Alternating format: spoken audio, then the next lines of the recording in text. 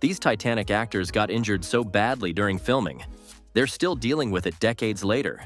From cracked bones to real medical emergencies, these people didn't just make a movie, they survived it. This is the shocking truth about what really happened on the set of Titanic. And trust me, it's way darker than you think. Let's kick things off with the actress who nearly froze to death just to bring her character to life, Kate Winslet. When people think of Titanic, they usually remember how beautiful and emotional the movie was. But not many people know that Kate Winslet, the actress who played Rose, actually went through some really rough stuff while filming. She didn't just pretend to be cold and scared, she actually was.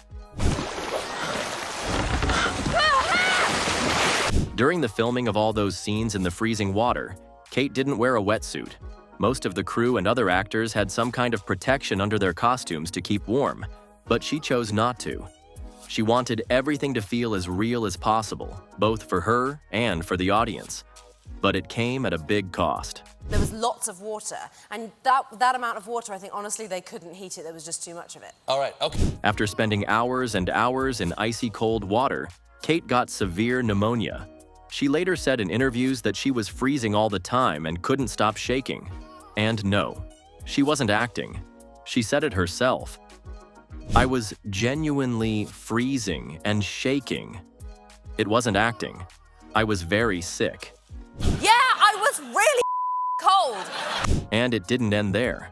While filming, she was constantly bumped around by the set pieces, floating debris, and other actors.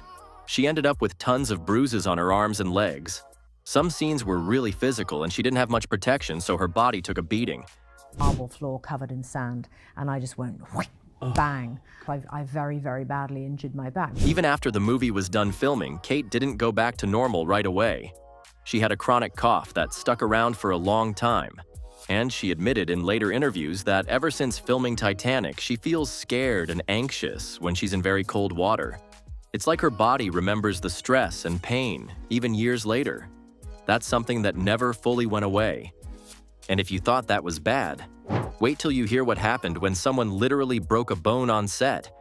Frances Fisher played Ruth DeWitt Bukater in Titanic, Rose's super strict and serious mom. On screen, she looked graceful and put together. You know I don't like that, Rose. But behind the scenes, things got rough. Literally.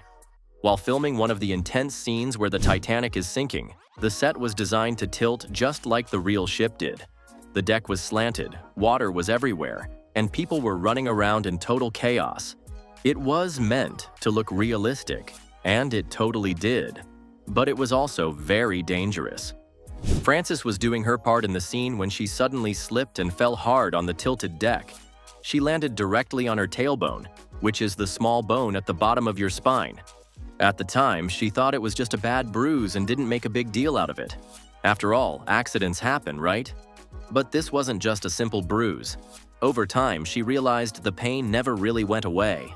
Sitting for long periods became really uncomfortable. Even doing normal things like certain yoga poses or exercises would cause sharp pain. She ended up with a cracked tailbone, and sadly, it's something she still feels even years after the movie came out. In interviews, Frances has mentioned that sometimes she'll sit down and out of nowhere, get this sudden sharp pain that reminds her of that exact moment on set.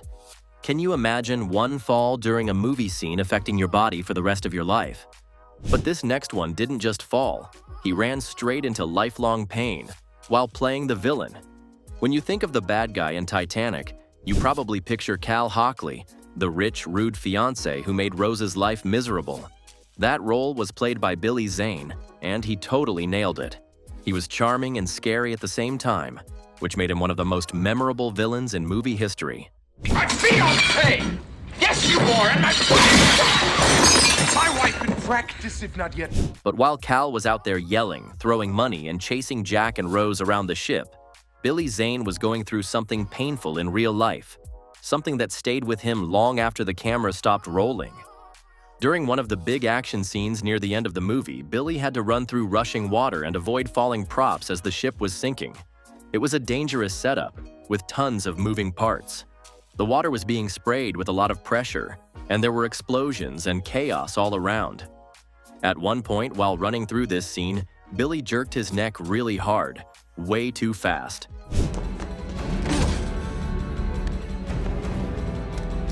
The sudden motion mixed with all the stunts and water pressure caused him to get whiplash. If you've never had whiplash, it's basically when your neck snaps forward and backward too fast, causing pain, tightness, and stiffness. It's common in car accidents, but it also happens in intense movie stunts like this. The worst part? He didn't stop filming. Even though he was clearly in pain, Billy kept going and finished the scene. He pushed through it like a total professional. But once filming wrapped, the pain didn't just go away. Years later, Billy Zane admitted that the whiplash injury never fully healed. He dealt with neck stiffness and chronic pain for a long time. Sometimes, simple things like turning his head too quickly or sitting in a weird position would make the pain worse. He even had to go to physical therapy to try to fix it, which helped, but the discomfort still came and went. Now imagine being underwater with explosions going off around you and losing your hearing because of it. Jonathan Hyde played J. Bruce Ismay in Titanic, the guy who was one of the bosses of the ship and basically ran away when things got bad. In the movie, his character is seen as kind of a coward who jumped into a lifeboat while people were still dying. It's a role that made people really dislike him. But in real life, Jonathan Hyde went through something serious, and it had nothing to do with running away. While filming the big action scenes near the end of the movie, Hyde had to be in the water for a lot of it. Not just standing around, but actually submerged, underwater, while huge explosions were going off around him. Sounds intense, right? That's because it was.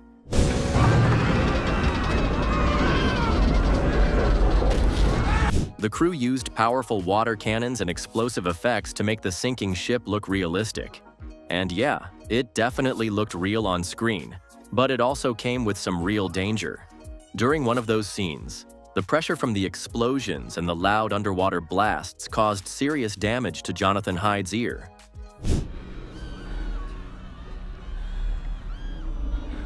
He didn't realize it right away, but after filming, he noticed he had trouble hearing. His inner ear, which helps with both balance and hearing, had been affected by the crazy water pressure and noise. He later shared in interviews that he had experienced partial hearing loss, and sadly, it didn't go away. It was a permanent injury.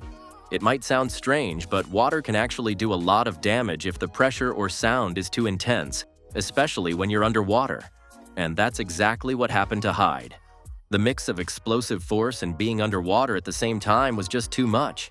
But none of that compares to what happened next, when over 80 people on set were secretly drugged, and no one ever found out who did it. This happened in Nova Scotia during a late-night shoot.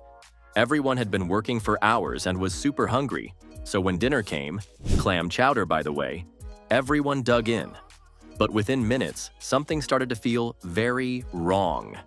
Did you eat any of the PCP spiked clam chowder from the set of Titanic? Yeah, that's kind of a crazy story. People began laughing uncontrollably, while others were crying, shaking, or just throwing up. Some got so paranoid they started screaming or trying to run away. Others collapsed and had to be taken to the hospital. Turns out, someone had spiked the chowder with PCP, a super powerful hallucinogenic drug that seriously messes with your brain.